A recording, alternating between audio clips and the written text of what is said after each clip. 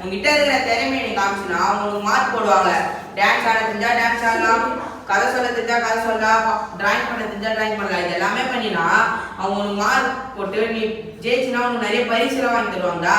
ஓ அப்படியா? இதுதான் போச்சே. சரி ஓகே, இவ்வளவு தூரம் வந்துட்டோம். வாங்க ஒரு பர்ஃபார்மன்ஸ்